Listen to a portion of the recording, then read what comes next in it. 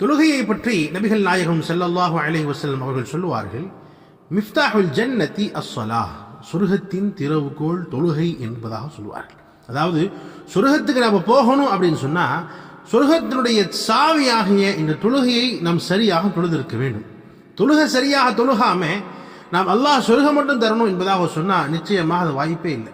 அல்லாஹ் ஜல்ல ஷானஹு குர்ஆனில் பல இடங்களில் சொல்லும் பொழுது அகீமுஸ்ஸலாஹ், தொழுகையை நிலைநாட்டுங்கள், தொழுகையை நிலைநாட்டுங்கள் என்பதாக சொன்னார்கள். அந்த தொழுகையில் நாம் சரியாக இருக்கிறோமா என்பதாக யோசிச்சு பார்க்கணும்.